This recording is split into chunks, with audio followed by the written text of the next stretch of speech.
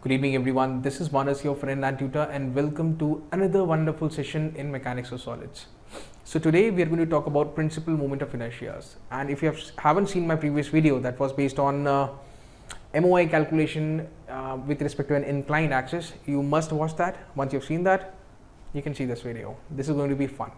It's going to be a very short video and we'll go through this very easily. This becomes very important for understanding the concept of unsymmetrical bending of beams also, especially when you have to deal with asymmetric sections, because there you need to find the location of principal axis, because it is with respect to the principal axis that the resultant bending moment acts. Okay, so from that perspective also it's very important, and from the perspective of engineering mechanics, you need to know everything about moment of inertia, especially if you're a civil or a mechanical engineer. You need to know everything about it. Okay. Anyway, we've got a cross section 40 by 60. So obviously its centroid can be located very easily by inspection. That's the centroid. Let me show you. Okay. Now Ix, that is B d cube by 12, done. 40, 60 cube by 12, that's the value. Iy, for Iy, this becomes B, that is 60 into 40 cube, done very easily. Ixy, well, you know from the previous video, you know, if it is a symmetrical cross section, one axis of symmetry, two axis of symmetry, does not matter. If it is symmetric, straight away product of inertia 0. Okay, with respect to the centroidal horizontal and centroidal vertical. Yeah, that was quite easy. Okay, let's do an experiment. Let me rotate this axis, say by 1 degree, then 2 degree. Automatically the moment of inertias are going to change. How are they going to change? We already have a formula for that. Seen the previous video, version 1, version 2, two different, same formulas, different versions. Okay, so we're going to do a little experiment, and let me just show that to you how that experiment has been performed. So I've performed this experiment two different ways, one for symmetric, one for asymmetric, and let me show you first the symmetric one. So I've varied theta from 0 to 360 degrees. It's a long data. Haven't done that completely, don't worry. And then here I formulated it using version 1. You can use version 2 also. Okay, and then got the values. For 0 degrees, that's the value. For 1 degree, these are the new values for 1 degree. Similarly, for different values, you are going to get different values of Ix, Iy and Ixy. Okay, and if you closely observe, the value is getting smaller until you hit this. Anyway, the maximum value is obtained at an angle of 0 degree. The maximum value of Ix has been obtained at an angle of 0 degrees, right? And the minimum value of Iy is, wherever it is maximum, this is minimum. And obviously, whenever this is maximum, this is minimum, this turns out to be 0. Strange. Let us make a plot. So the entries have started from 0 degrees to 360 degrees, right? So this entry 1 is for 0 degree, this entry 2, then entry 2 is for 1 degree, and so on. Anyway, for 0 degrees, product of inertia is 0. This yellow colored curve that you see is for product of inertia Ix dash phi dash, right? And then this is maximum is 72, lowest is 32. Let me zoom into this. Okay, this orange color is for Ix dash. This grey color, ash color, is for Iy dash. If you watch carefully, this is maximum. I dash is maximum. When Ix dash is maximum, Iy dash happens to be at its minimum, and Ix dash phi dash happens to be at 0. So there is some kind of connection. Wherever the product of inertia is 0, one moment of inertia is maximum while the other is minimum. Let us go ahead. See this increasing, decreasing, and again here product of inertia is 0. The angle difference is, here it is 0 degrees, here it is 90 degrees. If you watch carefully, now it has swapped. This has become maximum and this has become minimum. Again, if you go ahead, again the product of inertia here is 0. Again this has taken charge. Orange, that is Ix dash, will become maximum, this will become minimum, and keeps on changing. One thing which you can observe, which you can infer from this graph, is that wherever product of inertia is 0, there we get maximum and minimum values of moment of inertias, right? So The point I am trying to make is principal axis is that axis with respect to which the product of inertia is 0. That is one way of defining it. Secondly, principal axis is that axis with respect to which you get maximum and minimum value of moment of inertia. That is principal axis. But how to find that principal axis? Yeah, this is from the graph. This is from the graph. Okay, but how to obtain that analytically? This is a very simple case. You have to go through much more complicated case. This was for a symmetric section, and for a symmetric section you can clearly see this and this will be the principal axis. Why? Because it is at angle 0. At angle 0, that means this x dash and x will overlap with each other. So at angle 0, automatically this x dash and y dash will overlap with x and y. So this and this horizontal and vertical automatically qualify as your principal axis. Remember this. I'll reiterate for symmetric sections. If you can locate the centroid, the horizontal centroidal and vertical centroidal axis will qualify as the principal axis. But if you are dealing with an irregular shape or asymmetric cross sections, you need to go through a lot of hard work. We'll see that. Take a look at one more demonstration. Take a look at this. Principal moment of inertia. Okay, the definition remains same. X dash and y dash become maximum and minimum are axis with respect to which one moment of inertia is the maximum across the 360-degree horizon and one is minimum across the 360-degree horizon. That is the principal axis, and you can also define it in terms of product of inertia wherever it is 0. That is your principal axis. Okay, so we'll calculate the value of Ix. Okay, now do I need to tell you? Watch. This is your area 1, 20 into 60 cube by 12 plus area 20 into 60, done. 50 minus 27.14.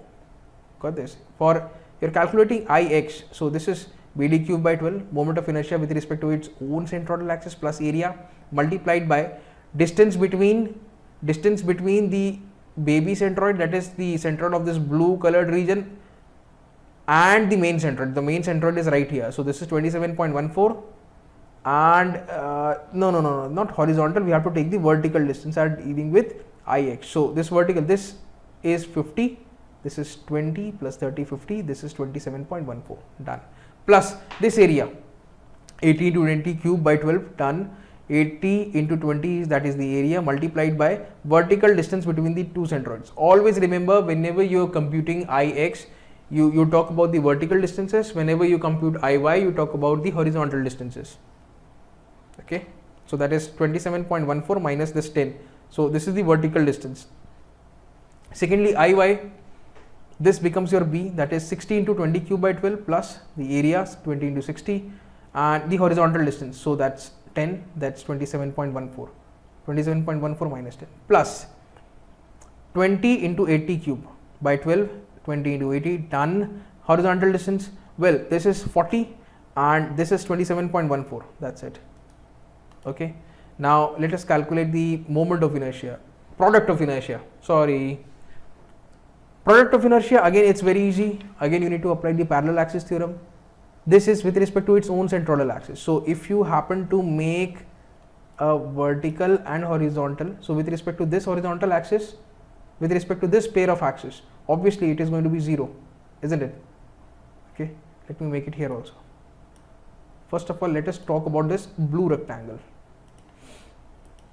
Right, with respect to its own centroidal axis plus area into x into y. Here we did x square, here we did y square. Here we are doing x and y, simple.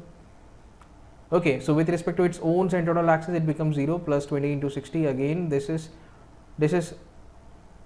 x and this is y. So this is 27.14 minus 10, this distance, and this vertical distance is how much? That's 50, that's 27.14, done. Plus for this red triangle, again with respect to its own centroidal axis, the product of inertia is 0. Always remember this. Secondly, area 20 into 80, done. Plus horizontal. This horizontal is nothing but this 40 minus 27.14, this distance horizontal. And then this is the vertical distance. This is 27.14 minus 10, this distance. Done. You just do the math. This is what you get. And now let us change the value of theta from 0 degrees to 360 degrees. you will see these values changing. These are the original values with respect to 0 degrees, you can say, or with respect to the horizontal and vertical centroidal axis, isn't it? So if you keep on changing, the axis like this, initially it will be like this. This is x and y. Now the axis keeps on changing. The angle keeps on increasing. How the value of moment of inertia, both with respect to this and this change, that is exactly what we wish to see, we wish to observe. Here we go. These are the formulas which we are going to use, and this basically the transformation equation for moment of inertia. This is version 2. You can use version 1 also. That's it. Watch carefully. And if you watch again here, this is polar, this is not polar, what shall I say, product of inertia. So wherever product of inertia is 0, you get a maximum and minimum value. This is minimum of Ix, and maximum of this ash color. What is this ash color? Iy. Again here the product of inertia is 0. So here ash color is minimum, that is Iy dash is minimum, and here corresponding to this orange color is maximum, that is Ix dash is minimum. The concept is wherever product of inertia is 0, we happen to get the moment of inertia as one as maximum while the other minimum. Okay, that is the idea, right? So this was basically an observation. Now let us try to have some formulas which are going to help us to immediately get the values. Here we go. And before that, a bit of calculus. Let me tell you, pen. You see here, product of inertia is 0. So if I just make a tangent over here, it would be something like this, absolutely horizontal, isn't it? Here also product of inertia is 0. If I wish to make a tangent, it would be something like this. I can make a tangent like this, isn't it? Wherever product of inertia is 0, you see that the curve, the tangent to the curve, the slope of the tangent, let's say, is 0.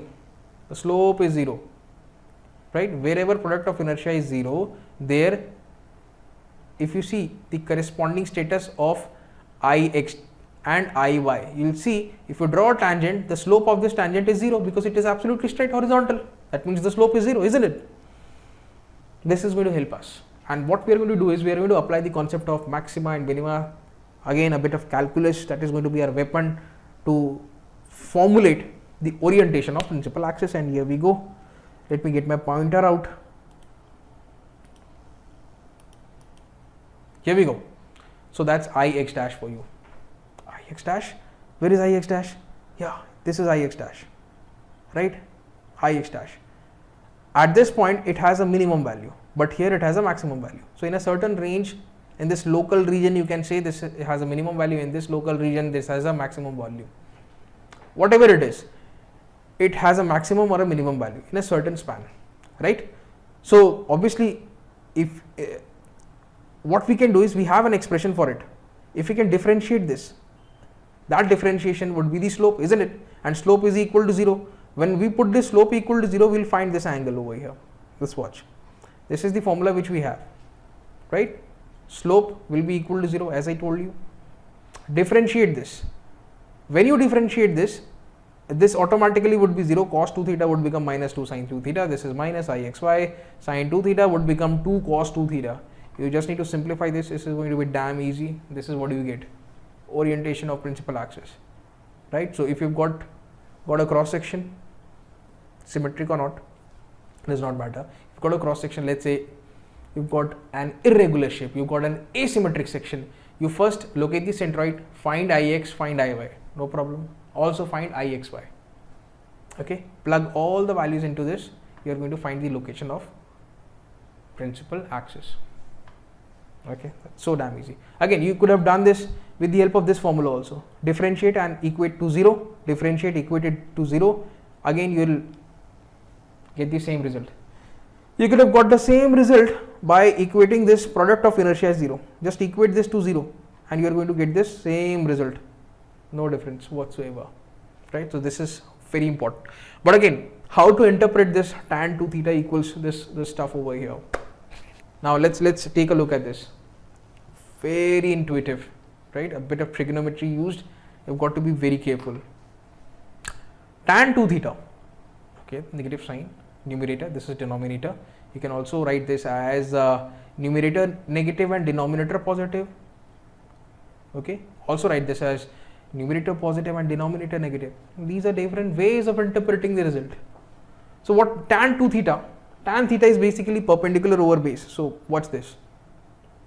This is I for moment of inertia, and this is IXY for product of inertia. So this x axis, let's say, is for MOIs, this is for POIs. Product of inertia, this is for moment of inertia. Let me make a triangle. So first of all, let me travel, this is positive, Ix minus Iy by 2. Let me travel this distance, Ix minus Iy by 2. Okay, I am right here. Alright. So do I need to go perpendicular by base? This is the base. So what for the perpendicular, either I need to go upstairs or downstairs. So this is negative. So I need to go downstairs, Ixy. Just try to sink in the concept. Okay, join this. Similarly for this, you see, you need to go for the base, this is base. You need to go in the negative direction. Why? Because this is negative. That's 2p1, 2 theta p1. That's negative. And then Ixy is positive. So you need to go upstairs and do join it. So this happens to be at an angle of 2 theta p2. Right? Principal planes. We'll talk about that in detail. Don't worry. Let's focus on this triangle in particular. Okay. All right. So 2 theta p1, see this, and 2 theta p2, both of them. This line is for 2 theta p1 and this line is for 2 theta p2, isn't it? Both of them seem to be set apart by an angle of 180 degrees. So if 2 theta p1 and 2 theta p2 seems to be set apart by an angle of 180 degrees, then theta p1 and theta p2 will automatically be set apart by an angle of 90 degrees, isn't it? Divided by 2. Now, in terms of magnitude also, you can work this out just in terms of magnitude, no sign convention. I know you guys must be thinking, so if it is clockwise minus and anti-clockwise it is plus, don't think about it that way. Just in terms of magnitude. This is 2 theta p1, this is a straight line, isn't it? So any angle made by a straight line is 180 degrees. So 2 theta p1 plus 2 theta p2 will be equal to 180. So theta p1 plus theta p2, that is 90. So damn easy, isn't it? Just take a look at this triangle once again. Just trying to dig deeper. Here we go. Let me make this in the next page. Here it is. Base, perpendicular. So time to recall Mr. Pythagoras theorem. Here it is. This square plus this square inside an under root. Here we go.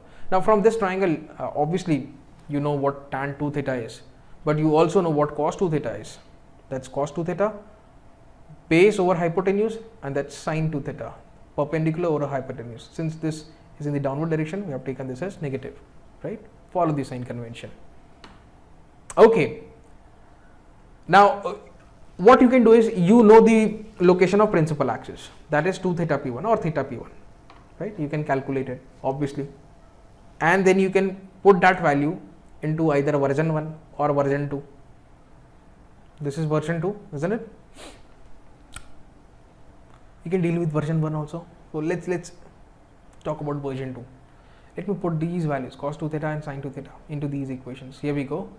This is cos 2 theta and this over here is sin 2 theta. Same square, same and same square, minus will be plus. This is what you get. LCM, denominator is common, take the LCM. So this plus this in the numerator. Obviously this is like x by root x. So x by root x will be root x, isn't it? There you go. There you go. That's the maximum value.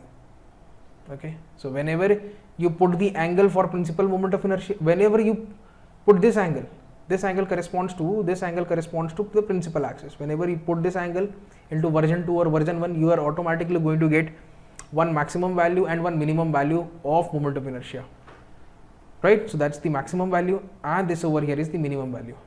You do the same stuff. Let me show that to you. You put this value into this equation.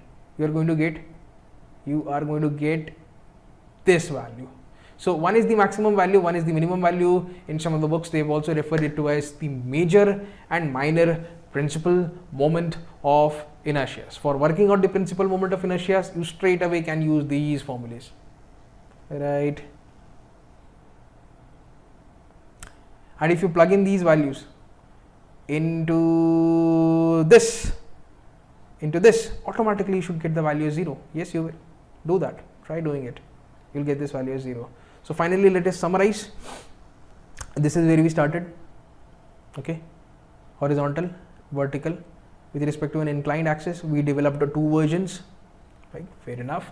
Then we differentiated this expression, and equated to 0. We got this, or I equated this to 0 directly. You still will get this. Then we made a triangle, and then we used Pythagoras to find this hypotenuse. We calculated the value of cos 2 theta and sin 2 theta. We plugged it into these two equations so that we get the maximum and minimum values of moment of inertia, which are popularly known as principal moment of inertia. Now the next video which I'm going to upload is going to be very important, because for a particular section we are going to calculate. Let me show you that section. For this section, it's going to be an asymmetric section. Obviously, for this kind of section we will be calculating the moment of inertia, the product of inertia, first of all with respect to this x and y. Then we will be calculating the orientation of principal axis. Then we will be calculating the principal moment of inertia. So all of these things will be worked out. So it's going to be fun. I'll see you in the next video. Until then, take care, have a nice day, keep learning, keep watching, and thank you.